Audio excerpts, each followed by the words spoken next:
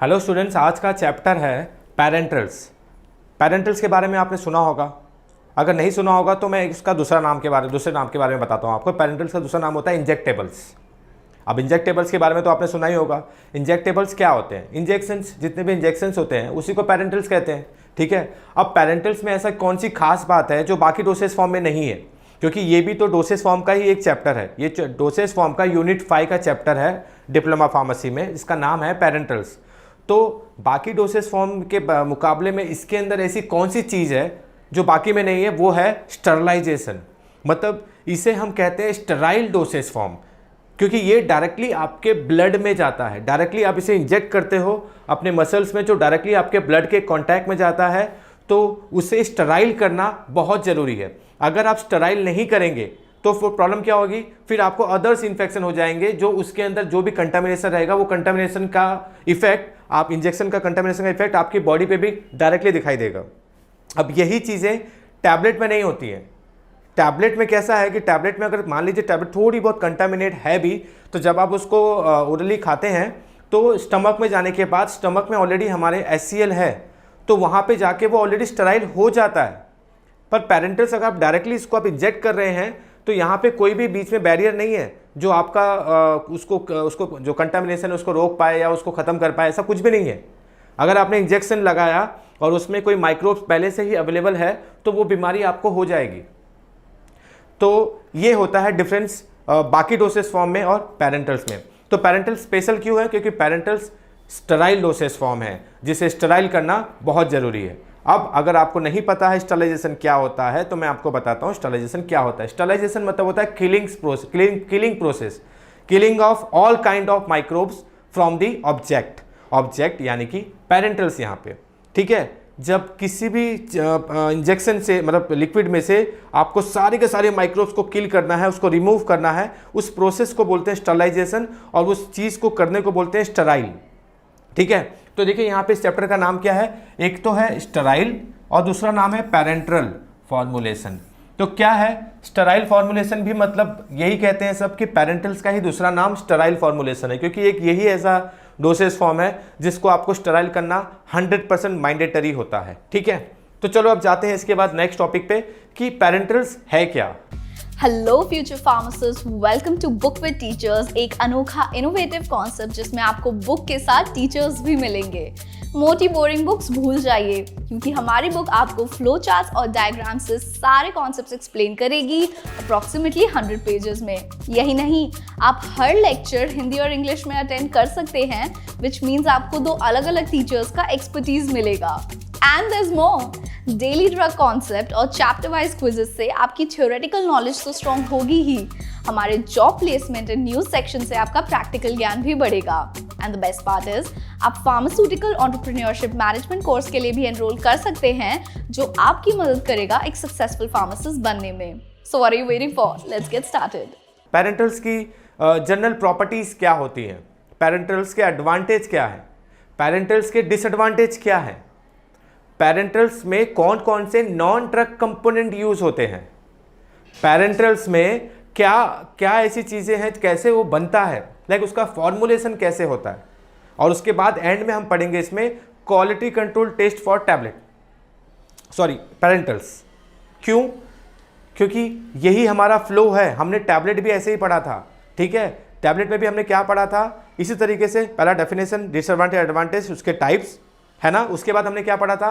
उसके बाद हमने पढ़ा था कि उसमें नॉन ड्रग कंपोनेंट क्या क्या होते हैं। उसके बाद हमने पढ़ा था फॉर्मुलेशन ऑफ टैबलेट। उसके बाद हमने पढ़ा था quality control test of tablet. Similar way में आपको इसको भी पढ़ना है। इसमें सबसे पहले क्या आ रहा है आपको? इसमें जनरल रिक्वायरमेंट्स आ गई है कि एक पेरेंटल्स कैसा होना चाहिए, उसके एडवांटेज डिसएडवांटेज पढ़ लेंगे। उसके बाद उसमें नॉन ड्रग कंपोनेंट पढ़ लेंगे। उसका फॉर्मुलेशन पढ़ के एट दी एंड हम लोग पढ़ने वाले हैं quality control test for parenterals. ठीक है। तो चलो स्टार्ट करते हैं। पेरेंटल्स में देखते हैं यहाँ क्या लिखा है। Parenterals preparation are the sterile preparation intended for admission under 1 or 2 layer of the skin और म्यूकस मेम्ब्रेन। मतलब हम इस स्टेराइल डोसेज फॉर्म को इंजेक्ट करते हैं स्किन के लेयर के नीचे, 1 और 2 लेयर के नीचे। ठीक है।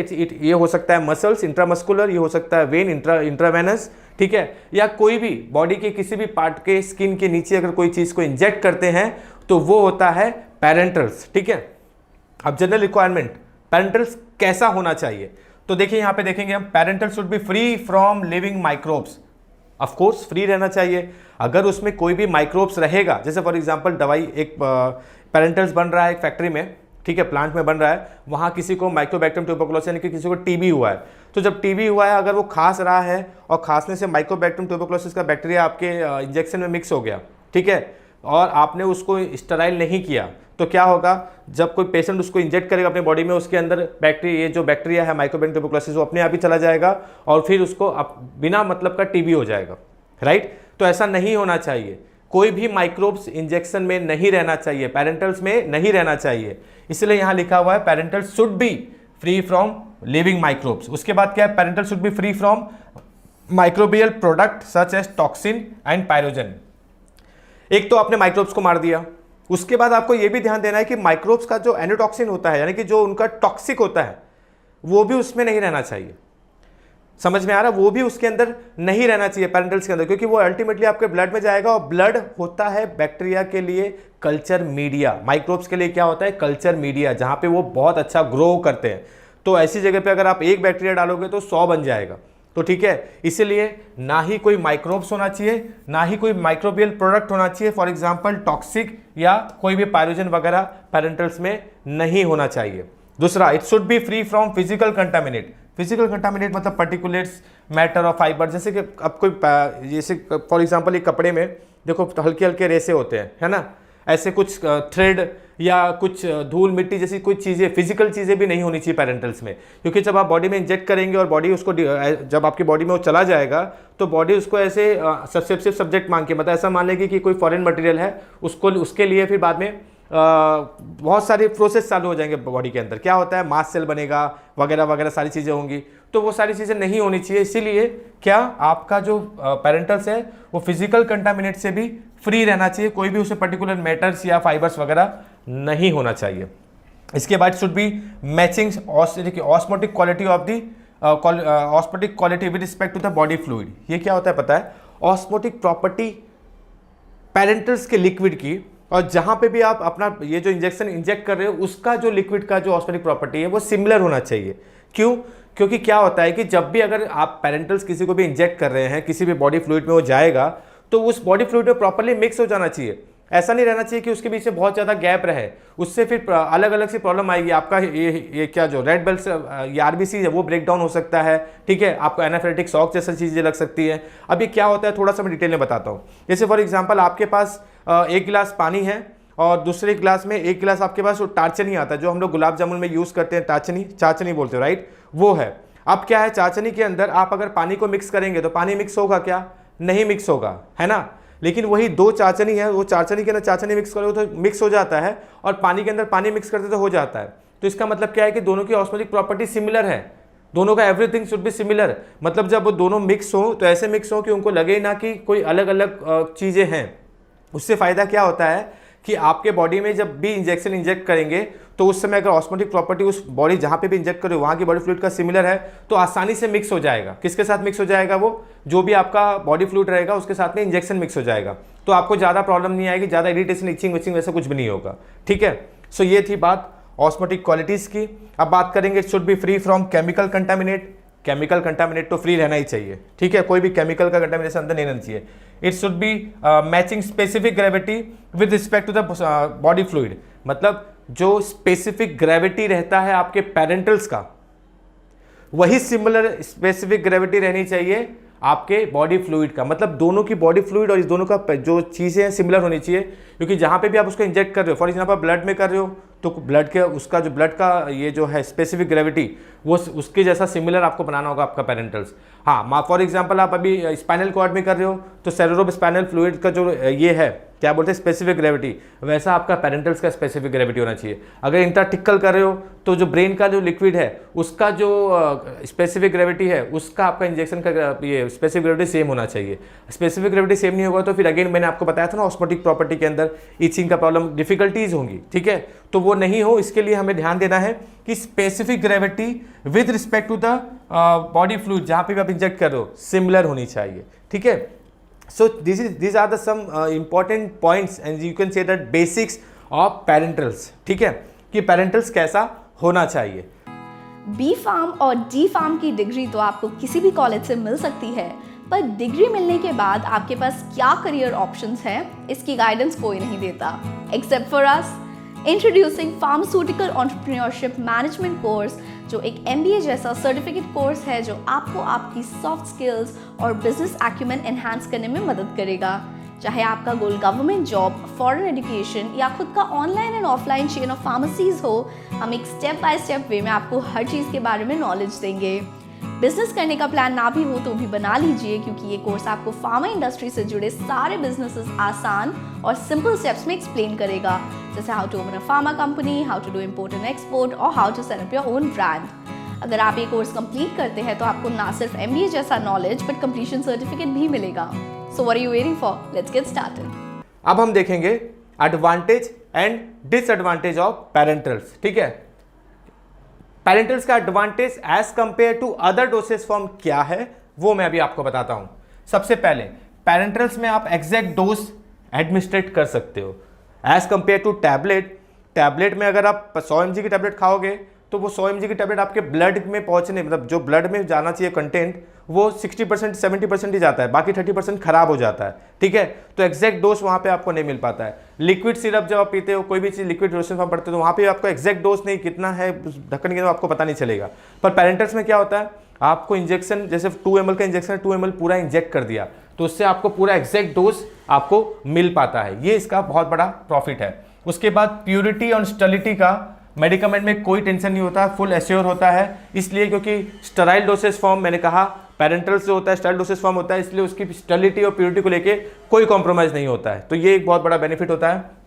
ये तो है stability of the drug is prolong. यहाँ पे ड्रग स्टेराइल होने की वजह से उसकी स्टेबिलिटी भी प्रोलॉन्ग होती है, मतलब बहुत लंबे समय तक वो उसका पोटेंसी, ताकत जो उसकी वो बनी रहती है और स्टेबिलिटी उसकी बरकरार रहती है for long period of time. उसके बाद numbers of incompatibility are overcome. जैसे कि आप टैबलेट खाते हैं तो पेट में जाने के बाद ये एंजाइम है, वो एंजाइम है, वो गैस्ट्रिक जूस है, ये वगैरह वगैरह चीज़ों से उसमें अंदर बहुत सारी इनकम्पेटिबिलिटी होती है, बहुत सारे एडवर्स ड्रग रिएक्शंस वगैरह भी मिलते हैं हमें। ठीक है, बाकी डोसेज फॉर्म में। पर जो पेरेंटल्स का जो डोसेज फॉर्म है उसमें अभी क्या डायरेक्टली आपने कहाँ मार दिया, सीधा ब्लड में आपने उसको इंजेक्ट कर दिया। अब जब ब्लड में इंजेक्ट कर दिया तो ये सारी चीज़ें जो स्टमक में जो आने वाली प्रॉब्लम्स थी, इनकम्पेटिबिलिटी थी, उस सबसे तो आप ओवरकम हो गए, वो तो अभी आपको होगी नहीं। तो ये एक इसका बहुत बड़ा बेनिफिट है कि यहाँ पे बहुत सारी इनकम्पेटिबिलिटी आप डायरेक्टली ब्लड में देने की वजह से उससे बच जाते हो। और दूसरा क्या है, quick therapeutic response of the drug. आप टैबलेट खाते हो तो टैबलेट आपके बॉडी में जाएगा, पहले डिसइंटीग्रेट होगा, है ना, फिर डिजोल्व होगा, फिर एब्जॉर्ब होगा, फिर जाके ब्लड में पहुंचेगा और उसके बाद काम करता है। पर यहाँ पे क्या है, यहाँ तो आप लास्ट स्टेप में डायरेक्टली मतलब सीधा ब्लड में इंजेक्ट कर रहे हो, आप अपना पेरेंटल सीधा ब्लड में ही ये इंजेक्ट कर रहे हो, तो फायदा क्या होता है कि इमीडिएट आपको इफेक्ट मिलता है। ये बहुत बड़ा बेनिफिट है कि आपको यहाँ पे क्विक रिस्पॉन्स मिलता है। उसके बाद क्या है, unconscious patient and in vomiting patient in this route is possible. मतलब कैसा है, जो पेशेंट अनकॉन्शियस है, जो बेहोश है, तो वो टैबलेट खा सकता है क्या? नहीं खा सकता है, राइट। तो वैसे पेशेंट को हम क्या दे सकते हैं, पेरेंटल दे सकते हैं, तो ये एक एडवांटेज हो गया। दूसरा, वोमिटिंग पेशेंट, जो पेशेंट वोमिटिंग कर रहा है, ठीक है, ऐसे को आप टैबलेट दोगे तो वोमिट कर देगा, और कोई ओरल डोसेज फॉर्म दोगे तो वोमिट कर देगा। पर अगर आपने उसको इंजेक्शन लगा दिया तो वो पॉसिबल है, वो वोमिट नहीं कर सकता, राइट। तो ये एक बेनिफिट है कि जो अनकॉन्शियस पेशेंट है और जो वोमिटिंग वाला पेशेंट है वो पेरेंटल्स आसानी से ले सकता है। और दूसरा, इनएक्टिव और not absorb by the GIT can be administrate. मतलब ऐसे बहुत सारे ड्रग्स होते हैं जो हमारे स्टमक में जाने के बाद स्टमक की गैस्ट्रिक जूस एंजाइम्स की वजह से इनएक्टिव हो जाते हैं या फिर काम नहीं करते हैं, राइट। तो ऐसी चीज़ों को ओवरकम करने के लिए भी हमारे पास पेरेंटल्स है। सीधा आप इंजेक्ट करो, सीधा वो ब्लड में जा रहा है, सीधा लास्ट प्रोसेस पे ब्लड में, क्योंकि ब्लड में पहुंचने के बाद ही दवाइयाँ काम करती हैं। तो जैसे ही वो ब्लड में पहुंचा तो आपका काम शुरू। तो ये आपको फायदा होता है कि जैसे इनएक्टिवेटेड और जो भी ऐसे जो पेट स्टमक में एब्जॉर्ब नहीं होते हैं उसको आप डायरेक्टली कहाँ से दे सकते हो, पेरेंटल से दे सकते हो, ठीक है। उसके बाद physiological action is localize when desire. मतलब फिजियोलॉजिकल एक्शन इसमें पॉसिबल है, डिजायर लोकली कैसे पॉसिबल है।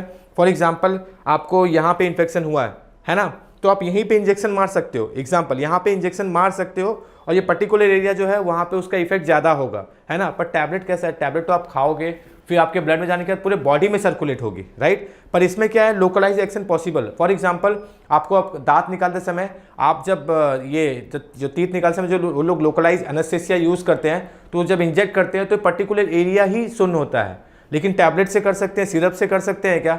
टैबलेट सिरप तो स्टमक में जाएगा तो पूरी बॉडी को ही स्टेराइल ये कर देगा, क्या बोलते हैं, एनेस्थेसिया, मतलब सुन्न कर देगा। बट यहाँ पे पेरेंटल्स में क्या पॉसिबल है कि आपको जहाँ पे भी इफेक्ट चाहिए, लोकल इफेक्ट चाहिए, वहीं पे इंजेक्शन करो, आपको वहीं पे उसका इफेक्ट पता चलेगा, ठीक है। तो ये एक फायदा है कि लोकलाइज एक्शन इसमें पॉसिबल है, ठीक है। तो ये सारी तो बातें हमने की एडवांटेज की। अब बात करते हैं डिसएडवांटेज की। क्या डिसएडवांटेज है पेरेंटल्स का? तो सबसे पहला इंपॉर्टेंट डिसएडवांटेज है भाई, पेनफुल है, अनकंफर्टेबल है। कोई भी पेरेंटल्स को लेके कंफर्टेबल नहीं होगा। कोई भी पेरेंटल्स ऐसा कोई नहीं हो जिसको दर्द नहीं होता है, राइट। तो सबको टैबलेट खाने में आपको कोई प्रॉब्लम नहीं होती, आप आसानी से खा लेते हैं, तो वो उसका एडवांटेज हो गया टैबलेट का। पर डिसएडवांटेज पेरेंटल्स का बन गया, क्योंकि यहाँ पे आपको जब भी इंजेक्शन लगता है तो उस समय पेन होता है, अनकंफर्टेबल फील होता है, तो ये इसका सबसे बड़ा डिसएडवांटेज है। दूसरा, डिपेंडेंट एडमिनिस्ट्रेटिव पार्ट फिजिशियन, मतलब यहाँ डॉक्टर डिपेंडेंट मेडिसिन है ये, मतलब डॉक्टर या मेडिकल सुपरविजन के अंदर ही आप ये इंजेक्शन वगैरह ले सकते हो। ये इसका एक डिसएडवांटेज है, क्योंकि टैबलेट में तो ऐसा नहीं है। टैबलेट में कैसा है, टैबलेट में ऐसा है कि आप घर पे भी खा सकते हो, रोड पे भी खा सकते हो, कहीं पे भी खा सकते हो, आसानी से खा सकते हो, कोई डॉक्टर सुपरविजन नहीं चाहिए।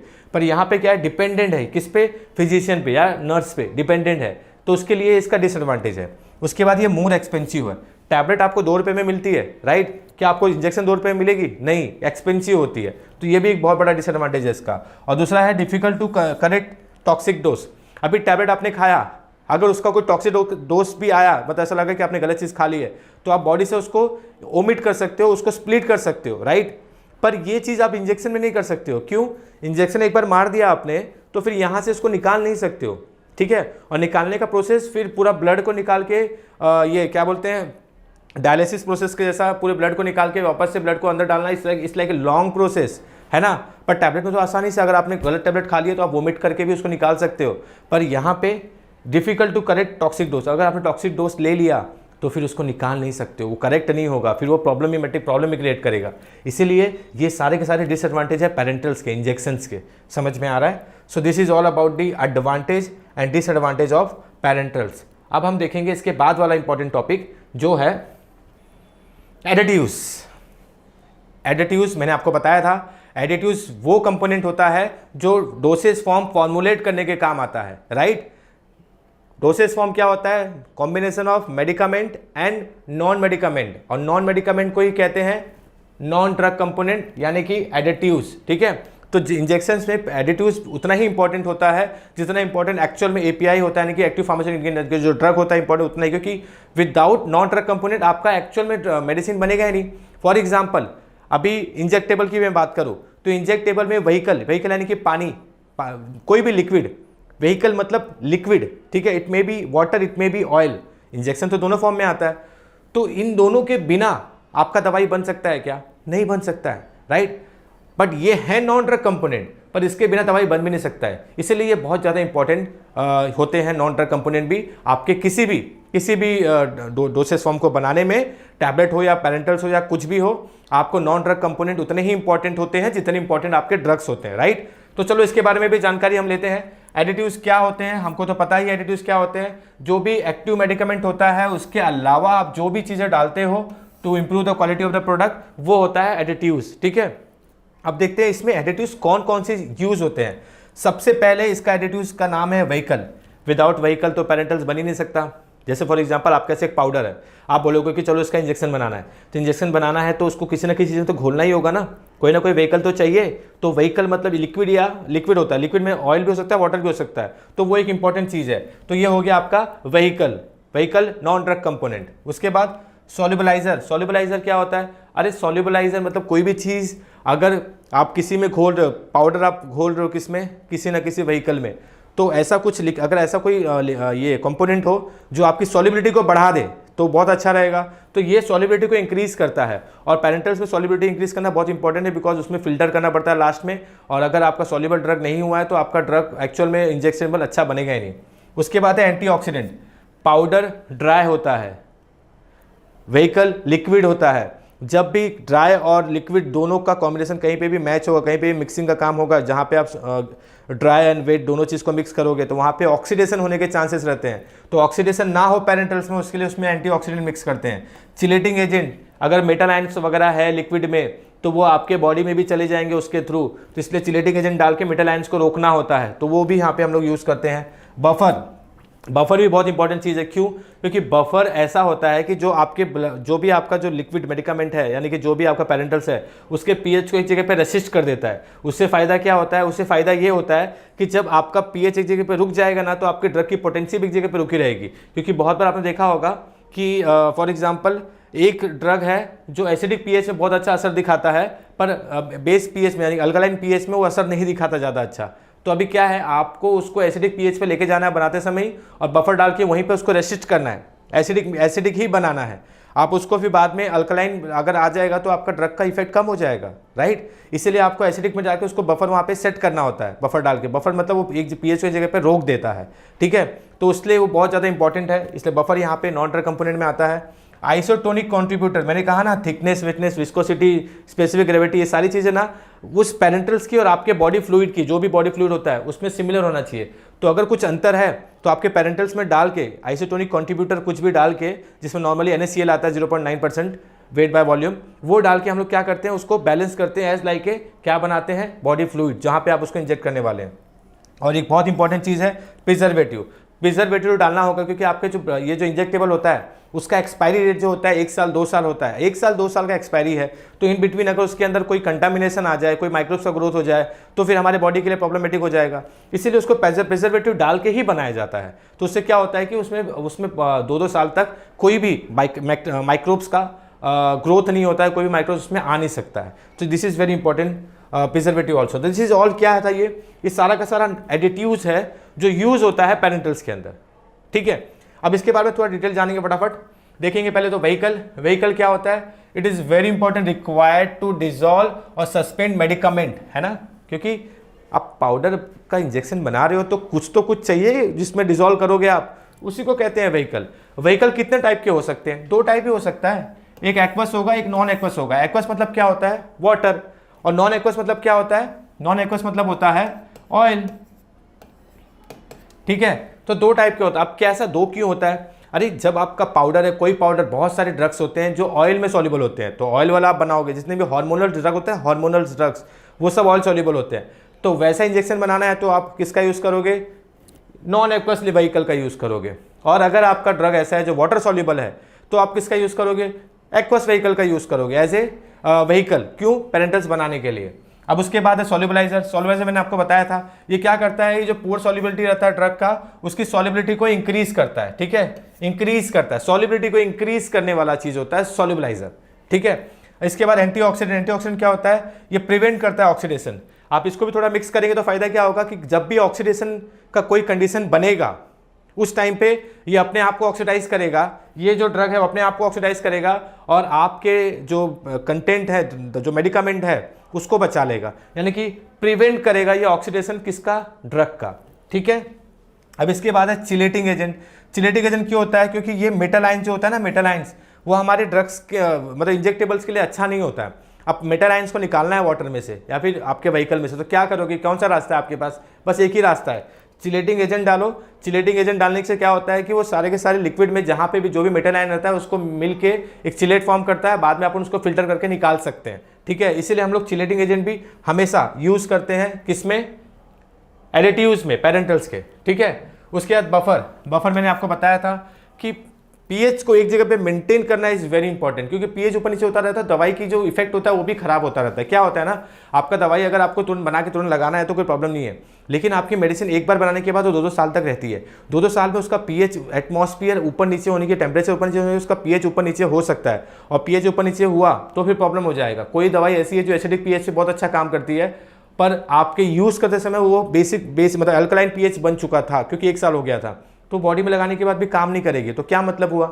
इसीलिए हम जब भी दवाई बनाते हैं, पेरेंटल्स बनाते हैं, तो उसमें बफर डाल के उसके पीएच को एक जगह पे रेसिस्ट कर देते हैं, रोक देते हैं कि रुक जा, और वहाँ से फिर वो हिलेगा नहीं 2 साल तक। तो ये इसलिए हम लोग बफर का यूज़ करते हैं। बफर डालने से उसका पीएच एक जगह पे रुक जाता है, तो बार बार जो पीएच में फ्लक्चुएशन आता है, जिससे कि दवाई का इफेक्ट प्रोड्यूस करना है उसको वो ज़्यादा अच्छा नहीं कर पाता है, उसी को एक जगह पे रोकने के लिए हम यूज़ करते हैं बफर का। और उसके बाद है आइसोटोनिक कंट्रीब्यूटर।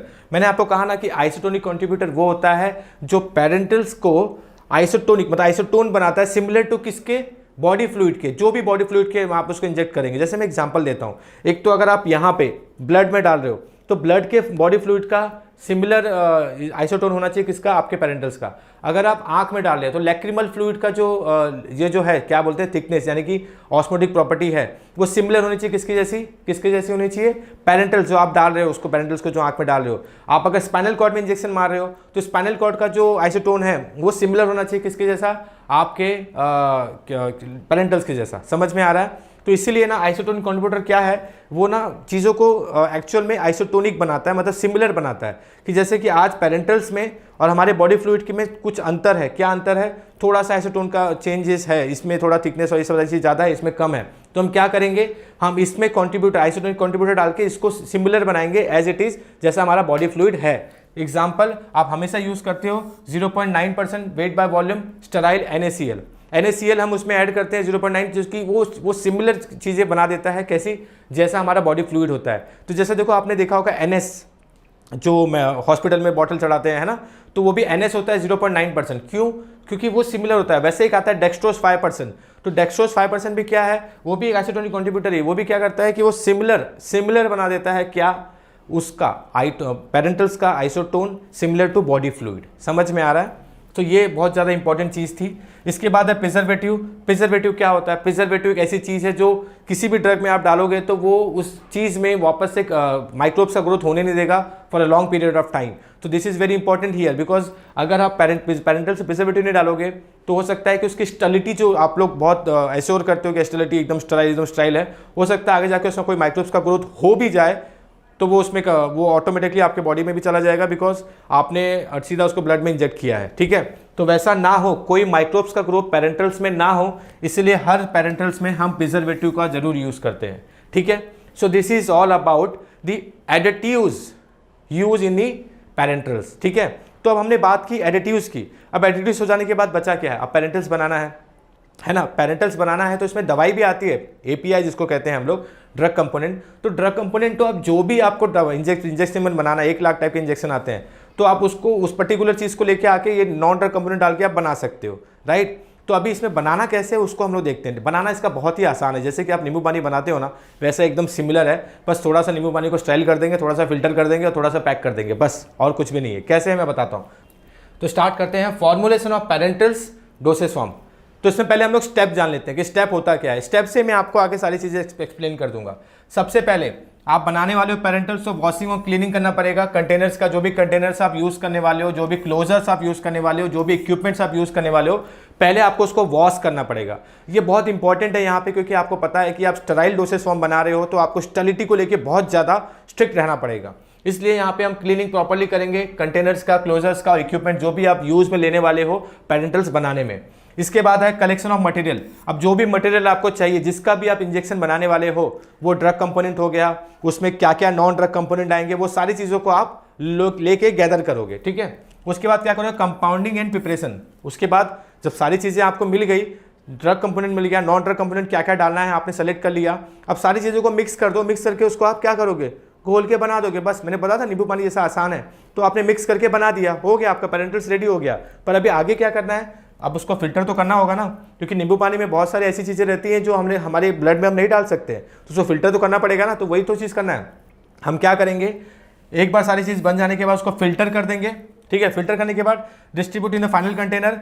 फिल्टर हो गया, अब उसको फाइनल कंटेनर में डाल दो। आपको एम्पुल में डालना है तो डाल दो, आपको वॉयल में डालना है तो वॉयल दो। एम्पुल मतलब 1 ml 2 ml का जो आता है, वॉयल मतलब जो 10 ml 20 ml का जो आता है, आप उसमें उसको ट्रांसफ़र कर दो। ठीक है, तो अभी तक आपने स्टेराइल किया नहीं है। ठीक है, स्टेराइल कब करोगे, क्योंकि जब आपने इसको कंटेनर में डाल दिया फाइनल कंटेनर में, तो आप फाइनल कंटेनर को सील कर दो, फाइनल कंटेनर को पैक कर दो, सील कर दो। ठीक है, अब उसके बाद स्टेराइल करोगे आप। अब उसके बाद क्या करोगे आप, उसके बाद आप उसको स्टेराइल करोगे। आपने फाइनल कंटेनर को स्टेराइल क्यों किया, आपको तो पहले ही स्टेराइल करके फाइनल कंटेनर में डालना चाहिए था ना, लेकिन नहीं, क्योंकि फाइनल कंटेनर में अगर आप लोग पहले नहीं डालते, लास्ट में नहीं डालते, तो क्या होता पता है यहाँ जो आपने फिल्टर करके मिला आपको लिक्विड, उसको अलग से स्टराइल करना पड़ता।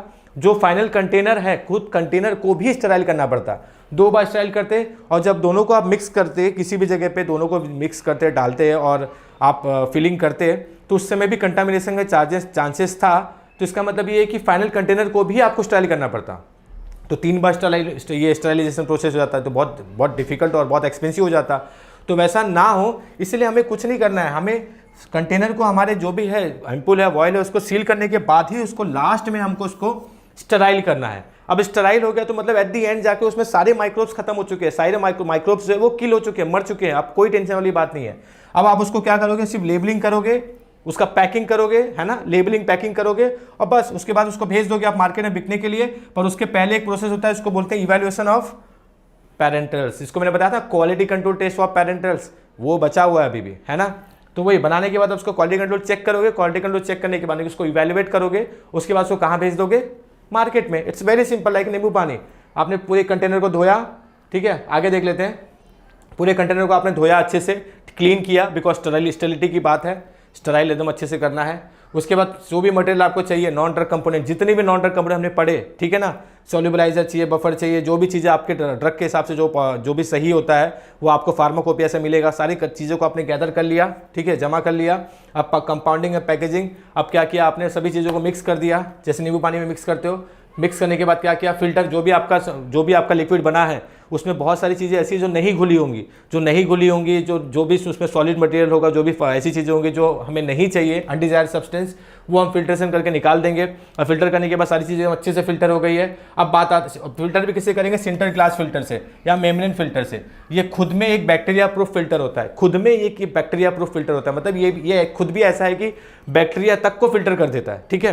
पर हम रिस्क नहीं लेंगे, हम उसके बाद भी जाके स्टरलाइजेशन करते हैं। और उसके बाद जब आपने एक बार फिल्टर कर लिया सिंटर्ड ग्लास फिल्टर से और मेम्ब्रेन फिल्टर से, सिंटर्ड ग्लास फिल्टर मतलब ऐसा फिल्टर होता है जो कि ग्लास का बना होता है। ये फनल हो गया, इसके यहाँ पे इस तरीके से लगा रहता है। ये भी जो फिल्टर है ये भी ग्लास का ही बना होता है। इससे फ़ायदा ये होता है कि इसमें से ना पर्टिकुलेट्स निकलते हैं, जैसे कि कपड़े में से देखो धागे और ऐसे निकलते रहते हैं, थ्रेड निकलता रहता है। पर ये जो ग्लास का बना हुआ जो फिल्टर रहता है उसमें से कुछ भी निकलता नहीं, और वो ज़्यादा रिएक्टिव भी नहीं होता है। जैसे आपको पता है कि ग्लास ज़्यादा रिएक्शन नहीं करता किसी के साथ में, इसीलिए बहुत ज़्यादा इंपॉर्टेंट, बहुत ज़्यादा यूजफुल है। तो हम सिंटर ग्लास फिल्टर से उसको फिल्टर करते हैं। फिल्टर करने के बाद क्या करते हैं, distribute for the preparation of final container. उसके बाद हम उसको फाइनल कंटेनर में डाल देते हैं। फाइनल कंटेनर को बाद में सील कर देते हैं। फाइनल कंटेनर को सील भी तो करना होगा ना, सीलिंग प्रोसेस, सील कर देते हैं। और सील करने के बाद हम लोग उसमें रबर क्लोजर्स लगाना है। जैसे अगर वॉयल है, जो वॉयल आता है उस पर रबर क्लोजर लगता है, रबर क्लोजर। पर जो एम्पुल्स आता है उसको तोड़ते हैं, उसमें नहीं लगता है। तो अगर रबर क्लोजर्स वगैरह लगाना तो वो सारी चीज़ें फिट करते हैं अच्छे से, मतलब उसको पैक करते हैं। पैक करने के बाद हम लोग उसको स्टराइल करते हैं। अब स्टराइल जो है वो चीज़ें यहाँ पे मिस हो गई हैं, पर फाइनल कंटेनर के बाद ही अगर हम मार्केट में भेज देंगे ना तो प्रॉब्लम हो जाएगा। क्यों? क्योंकि आपने स्टराइल तो किया ही नहीं है। तो उसके बाद आपको यहाँ पर स्टराइल भी करना पड़ता है। ये जो मैंने आपको प्रोसीजर बताया था, स्टरलाइजेशन, मतलब फिर उसको आपको ऑटोक्लेव, हॉट एयर ओवन या कोई भी एक अच्छे मेथड से स्टराइल करना पड़ता है। और स्टराइल करने के बाद आपको लेबलिंग और पैकिंग करना पड़ता है। एकदम सिंपल है। लेबल पैकिंग तो लगाना पड़ेगा, because medicine without label packing बिक नहीं सकती। और उसके बाद उसको मार्केट में भेजना पड़ता है इवैल्यूएशन के लिए। तो हम देखेंगे अभी कि इवैल्यूएशन कैसे किया जाए।